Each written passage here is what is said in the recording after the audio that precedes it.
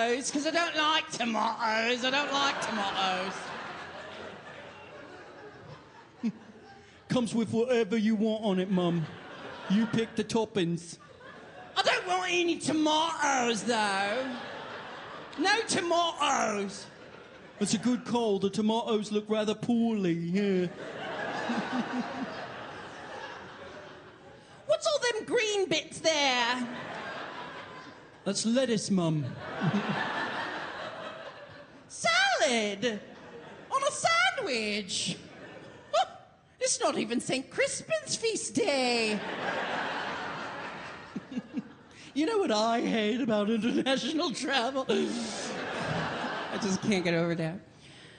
I don't know if you could tell just by looking at me, but I'm from Portland, Oregon.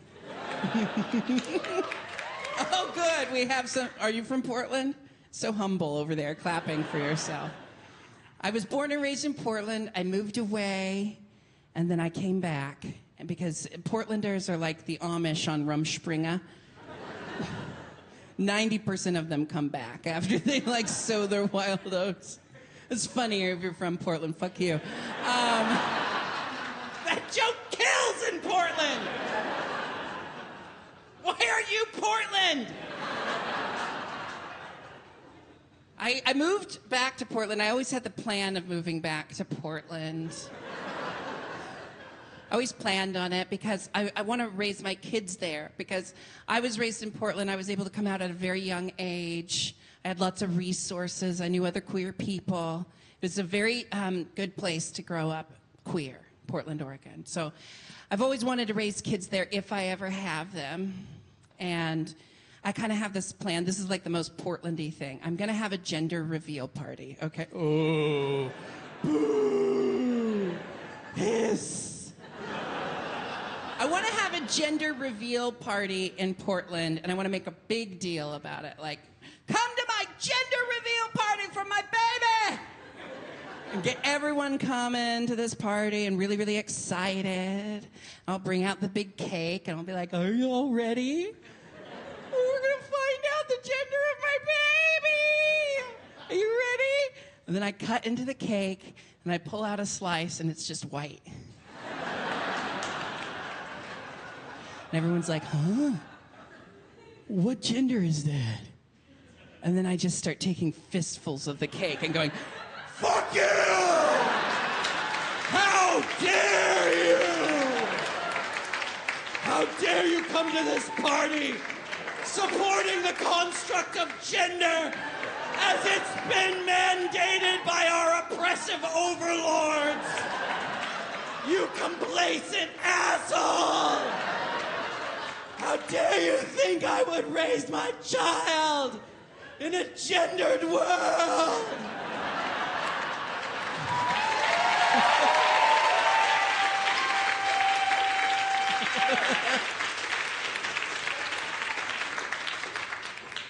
But the cake. I know, okay, so I've used the word queer a lot tonight, and I don't know where we all stand with the word queer. I was raised believing it was a reclaimed word, an umbrella term for anyone who's not straight. But I know that, different people come from different parts of the world, and they have different experiences with the word queer. But I have to use the word queer to just explain the multitudes in which I am not straight. It's like gay doesn't cut it for me, okay? And I know what you see right now.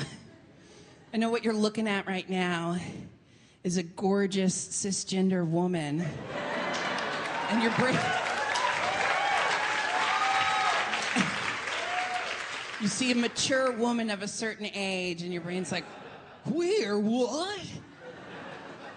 But I use the word queer because, trademark gay, it just doesn't cut it for me.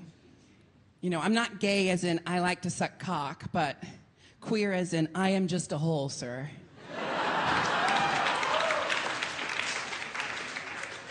I'm not gay as in like brunch with the girls, but queer as in feed me, Seymour. Feed me now. I'm not gay as in like, I'm gonna do good drag on Halloween, but queer as in I am Christine Baranski.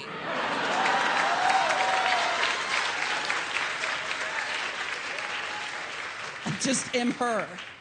I'm not gay as in yas, but queer as in mama cacao, satana, satana, satana.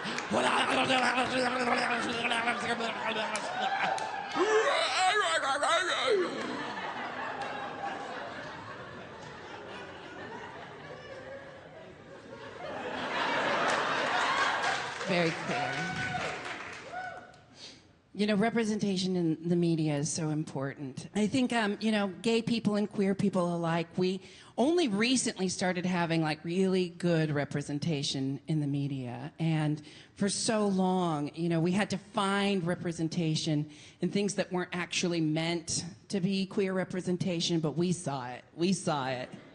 Like those trademark gays, they saw themselves in Peter Pan. The eternal twink wearing leggings. Hanging out in the woods with the Lost Boys, Queer people, we saw ourselves in movies like Addams Family Values, right? It was Pavlovian. Like lipstick lesbians saw themselves in Morticia Addams. Suburban Hot Topic shoppers saw themselves in Wednesday. Fisting enthusiasts saw themselves in Thing.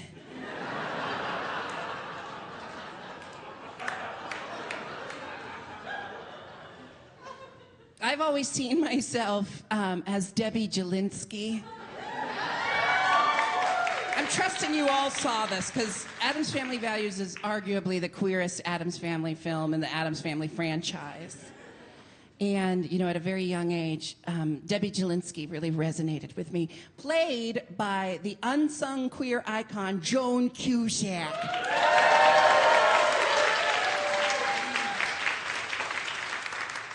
I resonate with this character so much that I even wrote a song about it. And I'm going to sing that song for you now. Hit it! I don't want to hurt anybody. I don't enjoy hurting anybody. I don't like guns or bombs or electric chairs. But sometimes people just won't listen. And so I have to use persuasion